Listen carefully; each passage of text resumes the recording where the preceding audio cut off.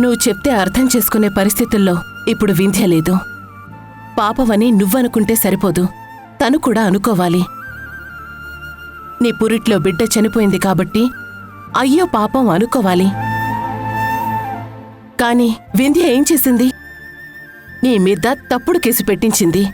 అలాంటి అమ్మాయి గురించి నువ్విలా ఆలోచిస్తున్నావమ్మా? వదినా, వాణి ఆంటీ లైన్లో ఉన్నారు, నీతో మాట్లాడతారంట. అమ్మా, వాణి ఆంటీ నీతో కూడా మాట్లాడతారంట. రా అమ్మా. వస్తున్నానమ్మా. హలో అత్తయ్య. సంధ్య, ఈ శుభవార్త నీకు తెలిసే ఉంటుంది. నేనే ఆలస్యంగా చెప్తున్నాను, సారీ అమ్మా. అవునత్తయ్య, నాకు కూడా ఇప్పుడే తెలిసింది.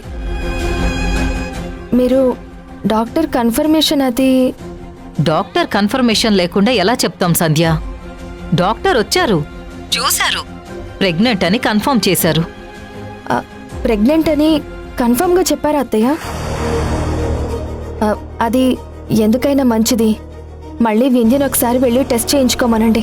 అమ్మా, ఆవిడ తెలిసిన డాక్టరే, ప్రాబ్లం ఏమీ లేదు కదా.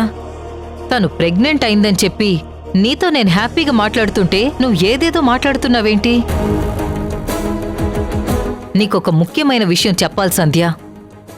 వింధ్యలో మార్పు మొదలైంది. నువ్వు ప్రెగ్నెంట్ అయిన దగ్గర నుంచి నీ మీద పంతంతోనో లేదంటే తను మళ్లీ తల్లవ్వాలన్న ఆశతోనో తెలియదు కానీ ఇప్పుడిప్పుడే రాజేష్తో సఖ్యతగా ఉంటుంది. మాకు కూడా చాలా సంతోషంగా ఉందమ్మా. బిడ్డొచ్చిన వేళ విశేషమో ఏమో, మరి బహుశా ఇదేనేమో. సమస్యలన్నీ సాల్వ్ అయిపోతున్నాయి. నీ సమస్య కూడా సాల్వ్ అయిపోతే అంతకు మించి ఇంకేం అవసరం లేదమ్మా. అమ్మా సంధ్య, ఒక్క నిమిషం నేను మాట్లాడతాను. ఇటువమ్మా. నమస్తే వాణి గారు. మా కోడలు గర్భవతం చెప్తున్నప్పుడు మీరెంత ఆనందపడ్డారో నేను కూడా అంతే ఆనందపడుతున్నాను. ఆ రోజే మీ ఇంట్లో కూడా ఇలాంటి శుభవార్త తెలిస్తే ఎంతో బాగుంటుందని నాకు అనిపించింది. నేను అనుకున్నట్టుగానే జరిగింది. మీరు మళ్ళీ మనవణ్ణు మనవరాలను ఎత్తుకోబోతున్నారు. నేను కూడా మనవణ్ణు మనవరాలను ఎత్తుకోబోతున్నాను. మొత్తానికి స్నేహితులిద్దరూ మీ ఇంట్లో మా ఇంట్లో సంతోషాల పంట పండించబోతున్నారు. నాకైతే చాలా చాలా సంతోషంగా ఉంది. నా కోడల్ని నేను జాగ్రత్తగా చూసుకుంటాను. మీరు కూడా వింధ్యని జాగ్రత్తగా చూసుకోండి. అయ్యో తప్పకుండా అండి. ఇందాకే వింధ్య వచ్చి వెళ్ళింది.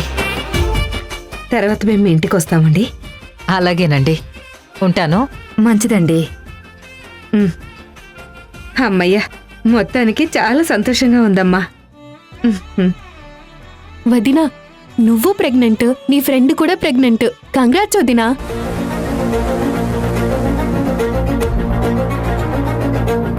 ఏంటో వదినా అలా ఉన్నావు? ఏమైంది? ఏమైనా ప్రాబ్లమా? ఏం లేదు శ్రీజ, ఏదో ఆలోచిస్తున్నాను అంతే. కంగ్రాట్స్ వదినా. Thank you.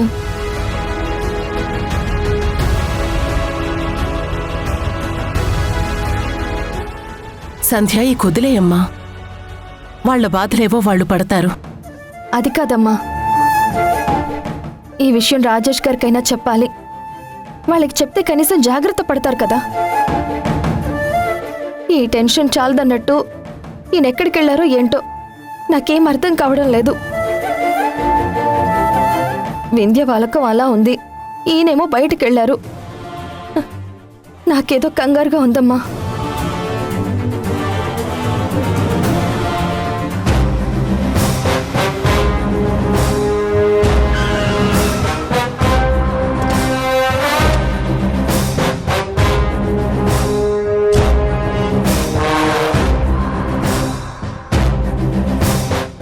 లేనా? అవును మేడం, ఇది వాణిగారిల్లు. తన కోడలేనండి వింధ్య. సరే, మీరు కూడా మాతో పాటు లోపలికి రండి. మేడం, నేను మీతో పాటు లోపలికి వస్తే వాళ్ళు ఏమనుకుంటారో తెలీదు. నేను ఇక్కడే వెయిట్ చేస్తాను, మీరు వెళ్ళరండి.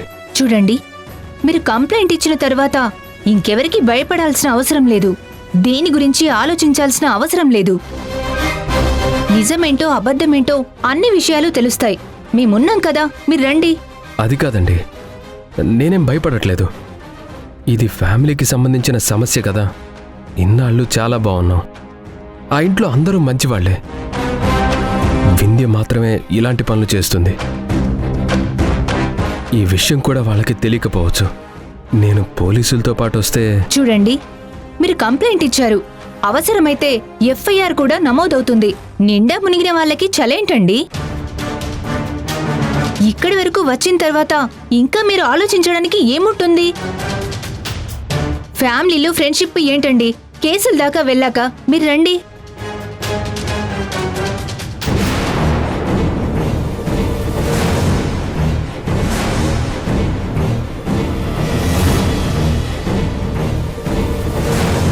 ఇదేంటి శ్రీకర్ పోలీసులను తీసుకొని వస్తున్నాడు? అత్తయ్య, అత్తయ్య, అత్తయ్య, మన ఇంటికి పోలీసులు వస్తున్నారు. పోలీసులా? అవునత్తయ్య, వాళ్ళతో పాటు శ్రీకర్ కూడా వస్తున్నాడు.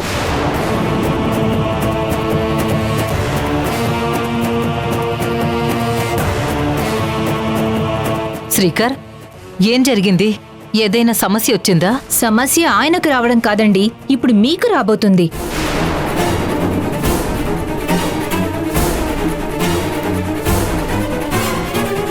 వింధ్య అంటే నువ్వేనా?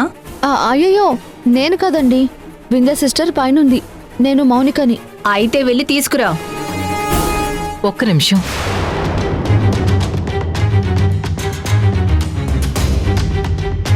నా కోడల్ని ఎందుకు రమ్మంటున్నారు? ఏం జరిగింది? శ్రీకర్ గారు, ఏం జరిగిందో మీరే చెప్పండి. ఆ, నేనే వింధ్య పైన కంప్లైంట్ ఇచ్చాను.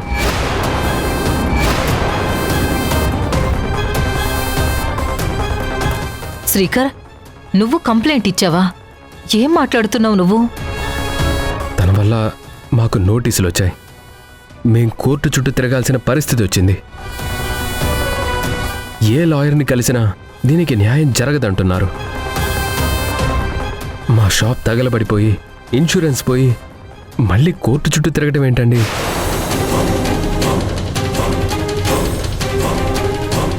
అందుకే దీని వెనక ఖచ్చితంగా వింధ్య, నందుయే ఉంటారని నేను పోలీస్ కంప్లైంట్ ఇచ్చాను. వాళ్ళ స్టైల్లో తీసుకెళ్ళి ఎంక్వైరీ చేస్తే నిజాన్ని చెప్పేస్తారు. శ్రీకర్, ప్లీజ్ శ్రీకర్, వద్దు. నువ్వు తొందరపడుతున్నావు. నాతో ఒక్క మాట చెప్పున్నా కానీ ఈ ప్రాబ్లంని నేనే సాల్వ్ చేసేదాన్ని కదా. ఇది డబ్బు సమస్య అయితే నేనే అరేంజ్ చేసి ఉండేదాన్ని. నా గురించి మీకు తెలీదా? నువ్వెందుకు ఇలా చేసావు శ్రీకర్? వాణిగారు ప్లీజ్, ఇది డబ్బుకు సంబంధించిన విషయం కాదు, మా గౌరవానికి సంబంధించిన విషయం. ఇంత జరిగిన తర్వాత కూడా నేను చేతులు కట్టుకొని కూర్చోలేను.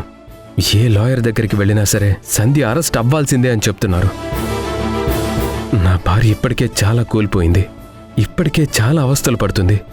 ఇది చాలదన్నట్టు కోర్టు మెట్లెక్కే పరిస్థితి వచ్చింది. దీనంతటికీ కారణం ఎవరు? వింధ్య కాదా? ఇంకా మీరు వింధ్యని సమర్థిస్తూ మాట్లాడుతున్నారా? కానీ పోలీసులు అది... మేడం, డిస్కషన్ ఏదైనా ఉంటే తర్వాత, ముందు వింధ్యను పిలిపించండి. ఒక్క నిమిషం మేడం. శ్రీకర్, ప్లీజ్ శ్రీకర్, ఒక్కసారి నా మాట విను. వింధ్య ఇప్పుడు అసలే ఒట్టి మనిషి కూడా కాదు. క్షమించండి, నేనిప్పుడు ఎవరి మాట వినే పరిస్థితుల్లో లేను. నా సంధ్య లాయర్ల కోసం రోడ్డు పట్టుకునే పరిస్థితి వచ్చిన తర్వాత ఇంకా నేను సెంటిమెంటు, స్నేహం అని చూడలేను.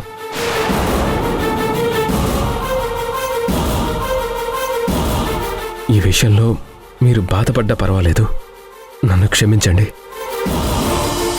ఎస్ఐ గారు, మీ డ్యూటీ మీరు చేయండి. ఏమండి, మీరు పిలుస్తారా?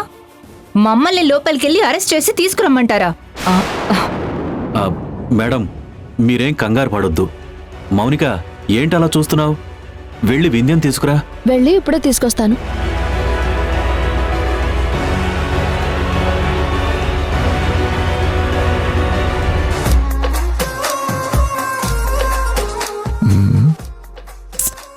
ఏమండి? వింధ్య, నువ్వింత ప్రేమగా ఉండక ఎన్ని రోజులైంది? ఇక ఇక మీదట నువ్వు నేను మన బేబీ ముగ్గురు హ్యాపీగా ఉందాం. ఏమండి ముగ్గురు అంటారేంటి? నలుగురు. నా కడుపులో పెరుగుతున్న మీ ప్రతిరూపం మర్చిపోయారా? ఇక మీద మనం నలుగురు హ్యాపీగా ఉంటాం. ఈ హ్యాపీనెస్ ని ఎవ్వరూ డిస్టర్బ్ చేయరు.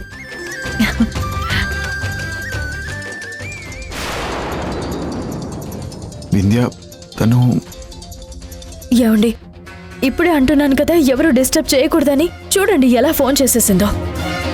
అసలు ఈవిడి గారికి ఏం కావాలో నేను చెప్తాను. ఏంటి సంధ్య, మమ్మల్ని ప్రశాంతంగా కాపురం చేసుకునివ్వవా? అసలు ఎందుకు సంధ్య మమ్మల్ని ఇంతలా టార్చర్ చేస్తున్నావు? నువ్వు ప్రెగ్నెంట్ అయ్యావు, నీకొక కుటుంబం ఉంది. నేను ప్రెగ్నెంట్ అయ్యాను, నాకు ఒక కుటుంబం ఉంది. ఇంకా వదిలేయ్. నా భర్త నేను హ్యాపీగా ఉండాలని ఇప్పుడే అనుకుంటున్నా. ఈలోపు నువ్వు ఫోన్ చేసి డిస్టర్బ్ చేశావు. వింధ్య, ఒక్కసారి నేను చెప్పేది విను. ముఖ్యమైన విషయం నీతో మాట్లాడాలి. నువ్వేం చెప్పాల్సిన అవసరం లేదు. ముఖ్యమైన విషయమో అర్జెంటు విషయమో అని మళ్ళీ మళ్ళీ మా ఆయనతో మాటలు కలుపుతావు. ఇప్పుడిప్పుడే నా భర్త నాతో ప్రేమగా ఉంటున్నాడు. మేమిద్దరం చాలా అన్యోన్యంగా ఉంటున్నాం. దయచేసి మా కాపురంలో చిచ్చు పెట్టకు ప్లీజ్. అది కాదు వింధ్య, నీ లైఫ్కి సంబంధించిన అతి ముఖ్యమైన విషయం మాట్లాడాలి.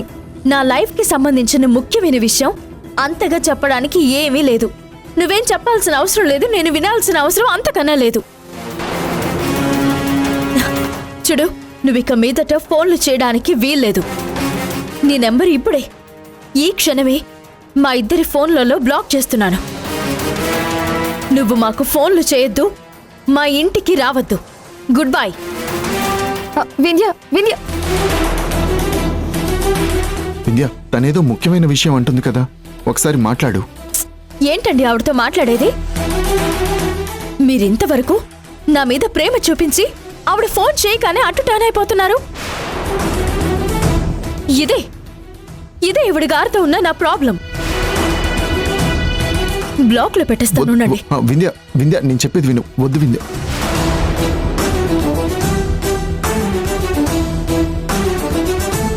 ఇప్పుడు మీరు నేను హ్యాపీగా ఉండొచ్చు. ఇక ఆ విషయం వదిలేయండి.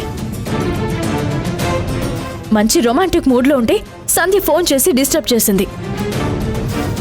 ఎంత హెల్దీ వాతావరణం ఎలా కిల్లయిందో చూడండి. సిస్టర్ సిస్టర్ ఇప్పుడే ఒక ఆవిడికి డిస్టర్బ్ చేయొద్దని చెప్పాను. ఇప్పుడు మళ్ళీ నువ్వు పరిగెత్తుకుంటూ వచ్చావా? అంత హడావుడేంటి? ఈ విషయం నీకు ఎలా చెప్పాలో నాకు అర్థం కావట్లేదు. ఏ విషయం? ఏదైనా ఉంటే సూటిగా చెప్పు. నిన్ను అరెస్ట్ చేయడానికి శ్రీకర్ పోలీసులను తీసుకొచ్చాడు.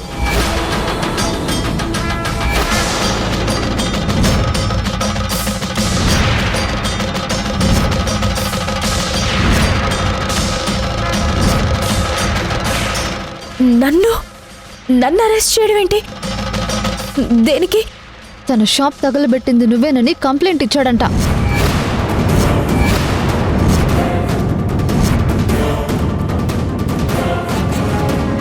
పోలీసులు వచ్చారు, నిన్ను కిందకి రమ్మంటున్నారు. మౌనిక, నువ్వేం మాట్లాడుతున్నావు? జోక్ చేస్తున్నావా? అయ్యో జోక్ కాదు బావా, కావాలంటే కిందకొచ్చి చూడండి. సిస్టర్ పద చూద్దాం రండి.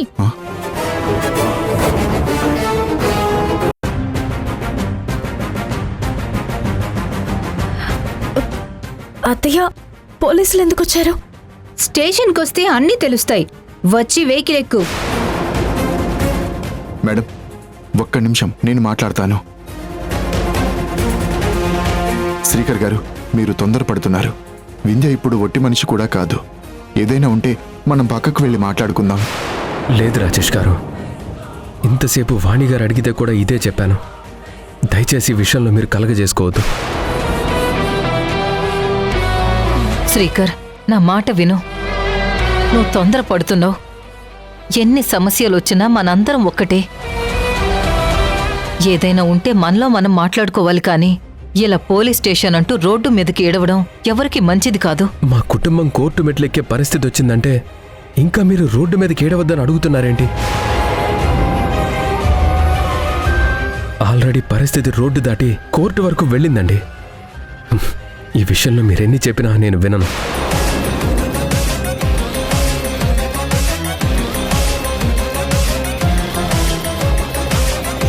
ఎస్ఐ గారు, నేను ఆల్రెడీ మీకు కంప్లైంట్ ఇచ్చాను. ఏ న్యాయం చేస్తారో మీరే చేయండి. వింధ్య వచ్చి వెహికల్ ఎక్కు. ఏంటలా చూస్తున్నావు? పదా. అత్తయ్య చూస్తున్నారు కదా ఏం జరుగుతుందో చూస్తున్నారు కదా. సంధ్య శ్రీకర్ కలిసి ఎంత గేమ్ ఆడుతున్నారో చూసారా? ఏమండి, ఇన్నాళ్ళు మీరు వాళ్ళని ఎంతగానో నమ్మారు, ఎంత ఇంపార్టెన్స్ ఇచ్చారు. కానీ చివరికి వాళ్ళు మన ఇంటికి పోలీసుల్ని తీసుకొచ్చే వరకు పరిస్థితి వచ్చిందండి. ఇది మనకెంత అవమానం. హలో, డిస్కషన్లు పెట్టింది చాలు. వెహికల్ ఎక్కుతావా లేక లాకెళ్ళి ఎక్కించమంటావా? ఎస్ఐ గారు, మీరు అనవసరంగా నోరు జారొద్దు. ఏదైనా ఉంటే నేను ముందు మా లాయర్తో మాట్లాడతాను. హలో సార్, మీరు లాయర్తో మాట్లాడుకుంటారో ఇంకెవరితో మాట్లాడుకుంటారో మీ ఇష్టం. ఇప్పుడు తనని అరెస్ట్ చేయాల్సిందే.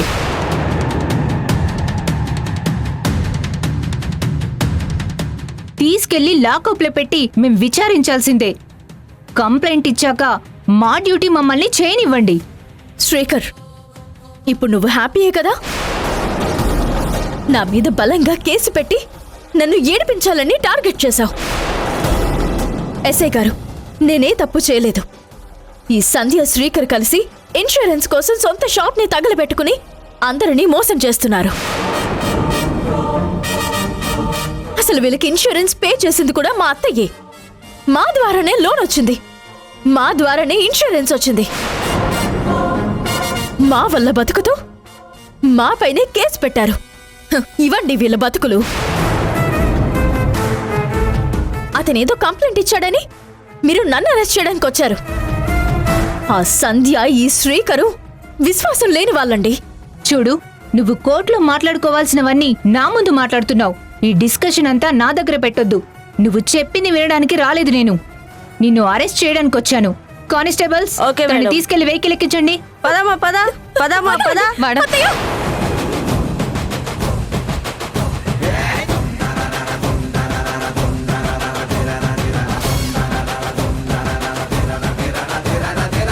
ఆగండి మేడం, ఎస్ఐ గారు, ఒక్క నిమిషం ప్లీజ్. మా మాట వినండి. ఎస్ఐ గారు. మేడం, ఆగండి మేడం. బాబు శ్రీకర్, తను అసలు ఒట్టి మనిషి కూడా అమ్మాయిని అలా తీసుకుని వెళ్ళిపోతుంటే మాకు చాలా అవమానంగా ఉంటుంది. నలుగురు నాలుగు విధాలుగా అనుకుంటారు. ఈ ఒక్కసారికి క్షమించు బాబు. మీరు మీ వైపు నుంచి ఆలోచిస్తున్నారు కానీ మా పరిస్థితి గురించి ఆలోచించట్లేదు. మమ్మల్ని మేము కాపాడుకోవాలంటే ఇంతకు మించి వేరే మార్గం లేదు. అర్థం చేసుకోండి. ఏమండి, వింధ్య, నువ్వేం కంగారు పడకు. నేనున్నాను కదా. నేను ఎలాగైనా లాయర్తో మాట్లాడి బయటికి తీసుకొస్తాను. నువ్వేం అధైర్యపడకు. శ్రీకర్, అనుకున్నది సాధించుకున్నా. నేను ప్రెగ్నెంట్ అని తెలిసిన తర్వాత కూడా నన్ను ఏడిపించడానికి నువ్వు నీ భార్య కంకణం కట్టుకున్నారు. కనీసం మానవత్వం కూడా చూపించడం లేదు. నేను నీ భార్యతో ఇన్నాళ్ళు ఫ్రెండ్షిప్ చేసినందుకు నా మీద నాకే అసహ్యంగా ఉంది. ఈ మాట మేం చెప్పాలి. ఆ మానవత్వం షాప్ తగలబెట్టేటప్పుడు నీకుండాలి. నువ్వు ఆ తప్పు చేసి ఉండకపోతే ఈరోజు అరెస్ట్ అయ్యేదానివే కాదు. ఎస్ఐ గారు, ఈవిడ ఇలాగే మాట్లాడుతుంది, మీరు తీసుకెళ్ళండి. ఎస్ఐ గారు, ఒక నిమిషం అండి. బావా, అత్తయ్య సిస్టర్ని తీసుకుని వెళ్ళిపోతున్నారు. మీరేదో ఒకటి చేయండి.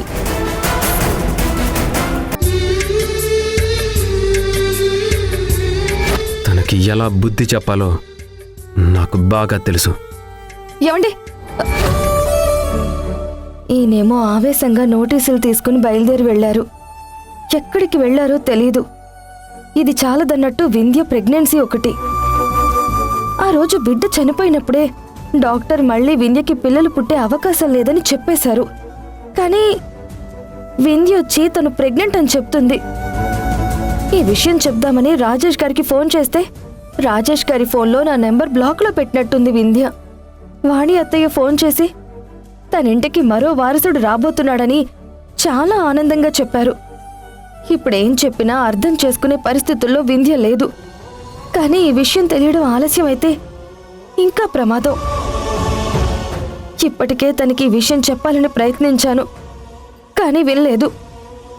లేని ప్రెగ్నెన్సీ ఉందని డాక్టర్ చెప్పడం ఏంటి, తను మోసపోవడం ఏంటి, తను నిజంగానే ప్రెగ్నెంట్ అని వింధ్య ఇంటిల్లి పది సంబరపడిపోవడం ఏంటి? ఇది ఎంత దూరం తీసుకెళ్తుందోనని నాకు చాలా భయంగా ఉంది.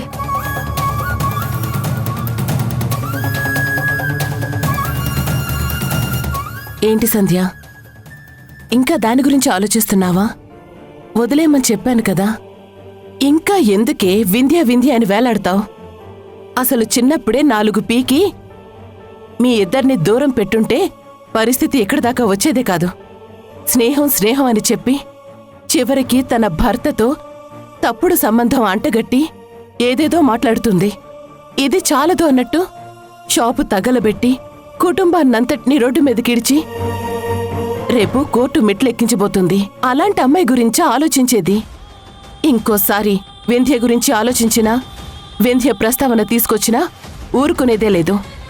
తను ఎటు వెళ్ళిపోతే నీకెందుకు? వదిలేయ్. అమ్మా, నీకు దండం పెడతాను. నీకంతగా ఇబ్బందిగా ఉంటే నువ్విక్కడి నుంచి వెళ్ళిపో. ఏం మాట్లాడుతున్నావే? లేకపోతే ఏంటమ్మా? తను తిట్టింది తప్పే, షాపు తగలబెట్టింది అదే తప్పే. అలా అని ఇప్పుడు తన మానాన తను పోతే పర్వాలేదు, తనకి సమస్యలొచ్చినా తను ఏడుస్తూ కూర్చున్నా, తనకేదైనా అయినా నాకేం సంబంధం లేనట్టు ఉండమంటావా? వదలండి అత్తయ్య.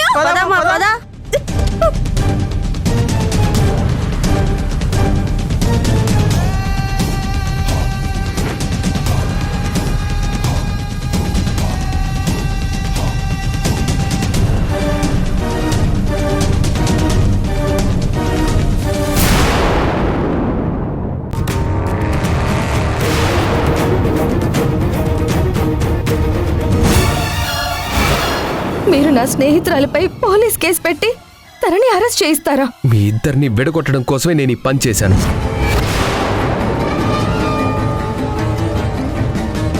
ఈ విషయంలో నువ్వు కాళ్ళు చేతులు పట్టుకున్నా ఎవరు చెప్పినా నేను విన్ను. చేసిన తప్పుకి శిక్ష పడాల్సిందే.